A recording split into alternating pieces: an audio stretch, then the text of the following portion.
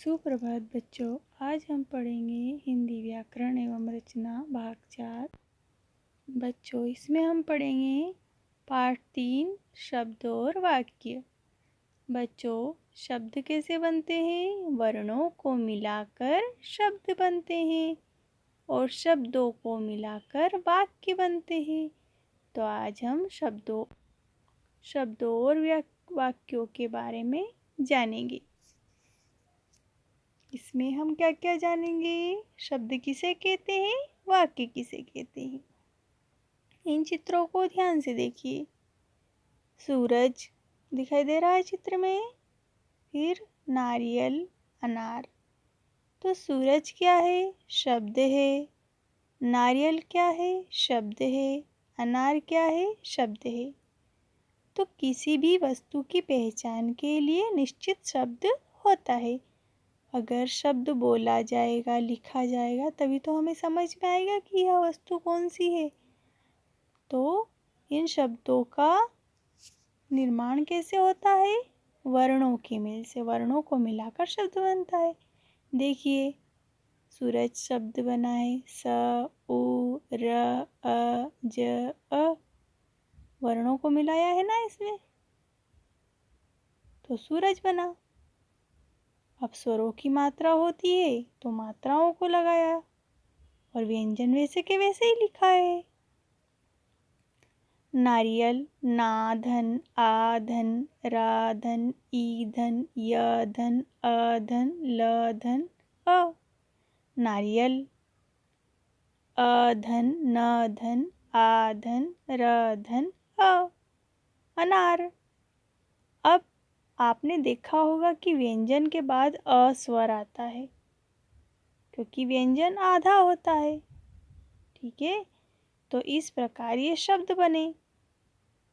तो निश्चित अर्थ की ओर संकेत करने वाले समूह वर्ण समूह शब्द कहलाते हैं। अगर हम कोई भी शब्द बोलते हैं और उसका कोई ना कोई अर्थ हो, तो वह क्या कहलाएगा? शब्द कहलाएगा। निश्चित अर्थ की ओर संकेत करने वाले शब्द ही वर्ण ही शब्द कहलाएंगे। अगर वो निश्चित अर्थ की ओर संकेत करेंगे तो ही वो शब्द कहलाएंगे, अन्यथा नहीं। आइए कुछ और उदाहरण देखें। अर्थ के आधार पर शब्द के भेद। सार्थक शब्द और निरर्थक शब्द। सार्थक शब्द किसे कहते हैं?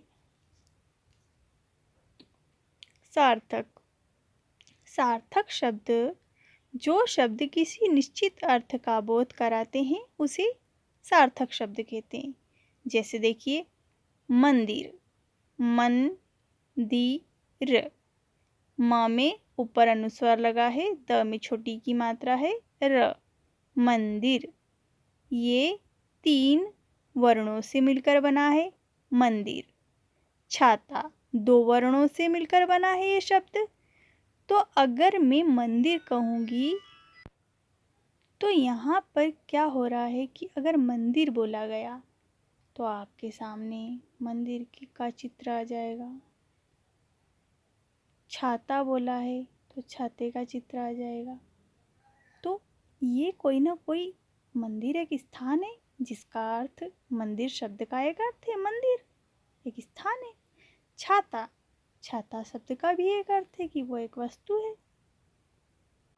तो कहने का तात्पर्य यह है कि जिस शब्द का कोई अर्थ होता है वो सार्थक शब्द होता है, और निरर्थक शब्द, जो शब्द किसी निश्चित अर्थ का बोध नहीं कराते, वे निरर्थक शब्द कहलाते हैं। जैसे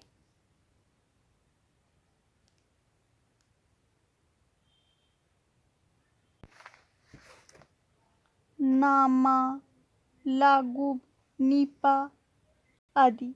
इसमें आप नामा कोई चीज़ है क्या? कोई वस्तु, कोई जगह, स्थान है क्या?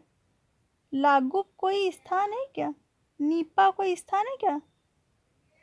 लेकिन यदि हम इनको इस तरीके से पढ़ेंगे तो ये कोई शब्द नहीं है, इनका कोई अर्थ नहीं है। भाषा की दृष्टि से इनका कोई अर्थ ना होने के कारण ना तो ये समझ आते हैं और न ही इन्हें भाषा में प्रयुक्त किया जाता है। अगर इनके स्थान पर हम बोलेंगे कि नाम तो समझ में आएगा, या गुलाब बोलेंगे तो समझ में आएगा, या पानी बोलेंगे तो समझ में आएगा। अब आप चित्र को देखिए, तो जिनका कोई अर्थ नहीं होता है वो क्या कहलाते हैं? निरर्थक शब्द। वाक्य रचना। अब शब्दों से मिलकर क्या बनते हैं बच्चों? वाक्य। ऊपर दिए गए चित्रों में आपने देखा कि किस तरह मजदूर पहले ईंटों को जोड़कर दीवार बनाते हैं और फिर दीवार को जोड़कर कमरा बनाते हैं, फिर कमरा जोड़कर मकान बनाते हैं। ठीक इसी तरह वर्णों को जोड़कर क्या बनता है? शब्द। और शब्दों को जोड़कर वाक्य बनता है। वाक्य शब्दों का सार्थक समूह होता है।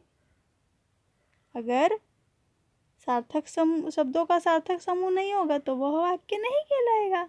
अब देखिए इन चित्रों में, अर्पित पत्र लिख रहा है, माँ खाना बना रही है, तो ये वाक्य है, सेंटेंस है, जिसमें अलग अलग शब्द है। अर्पित एक शब्द है, पत्र एक शब्द है, लिख एक शब्द है, रहा एक शब्द है, माँ एक शब्द है, खाना एक शब्द है, रही बना एक शब्द है, रही एक शब्द है।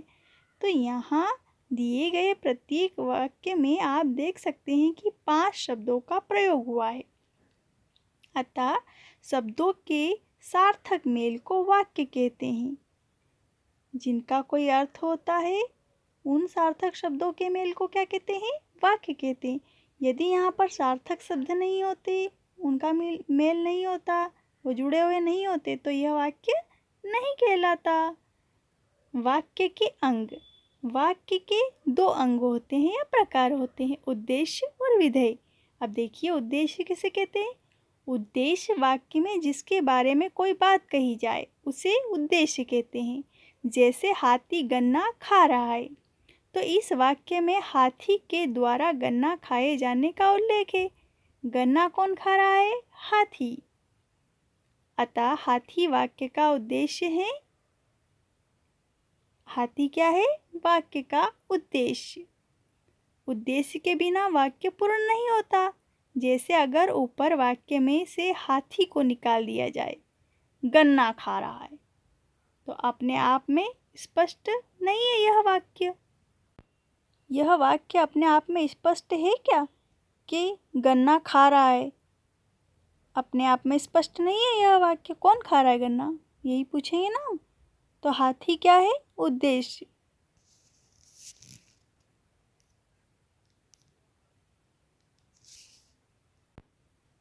विधेय।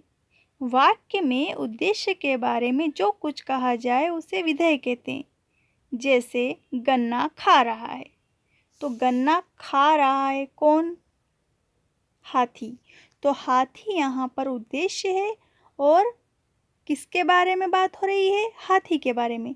इसलिए हाथी उद्देश्य है और कुछ कहा जा रहा है, जैसे गन्ना खा रहा है, तो ये क्या है? गन्ना खा रहा है क्या है? विधेय।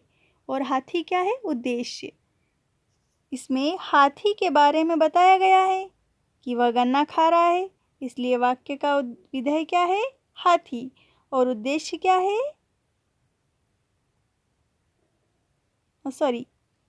हाथी का के बारे में बताया जा रहा है कि वह गन्ना खा रहा है, इसलिए वाक्य का विधेय क्या है? गन्ना खा रहा है। और उद्देश्य क्या है? हाथी। वाक्य की पहचान यह है कि अर्थ को स्पष्ट करते हुए अंत में प्रायः पूर्ण विराम या प्रश्नवाचक चिन्ह का प्रयोग होता है। और बोलने में प्रत्येक वाक्य के बाद हम कुछ देर रुक जाते हैं। वाक्य की पहचान यह है कि अर्थ को स्पष्ट करते समय पूर्ण विराम लगता है या फिर प्रश्नसूचक चिन्ह लगता है और हम कुछ देर बाद रुक जाते हैं बोलते हुए। तो आपको वाक्य समझ में आया कि वाक्य किसे कहते हैं? तो हमने क्या क्या सीखा? वर्णों के सार्थक समूह को शब्द कहते हैं। वर्णों के सार्थक समूह को शब्द कहते हैं। यदि वर्णों का कोई ना कोई अर्थ होता है, उन वर्णों को अगर मिलाएंगे और उनका कोई अर्थ होगा तो वही शब्द कहलाता है। निरर्थक शब्दों को शब्द नहीं कहेंगे। शब्दों का समूह आपस में मिलकर वाक्य निर्माण करता है। जैसे एक शब्द, दो शब्द, है ना। तो शब्दों के समूह, ग्रुप को वाक्य मिलाकर क्या बनता है? वाक्य। अर्थ के आधार पर शब्द के कितने भेद होते हैं? सार्थक शब्द और निरर्थक शब्द। एक होते हैं शब्द जिनका अर्थ होता है और एक वैसे शब्द होते हैं जिनका कोई अर्थ नहीं होता। वाक्य के दो मुख्य भाग हैं, उद्देश्य और विधेय। जिसके बारे में कुछ कहा जाए वह क्या होता है? उद्देश्य। और जिसके बारे में कुछ कहा जाए वो होता है उद्देश्य। और जिसके बारे में कुछ कहा जाए, मतलब अगर हाथी गन्ना खा रहा है तो हाथी क्या है? उद्देश्य। और उसके बारे में क्या कहा जा रहा है कि गन्ना खा रहा है, तो गन्ना खाना क्या है? विधेय है। जिसके बारे में बात की जाए वह उद्देश्य, उद्देश्य के बारे में जो कुछ कहा जाए वह विधेय। अब तो समझ में आया आपको? तो आपको समझ में आ गया होगा। धन्यवाद।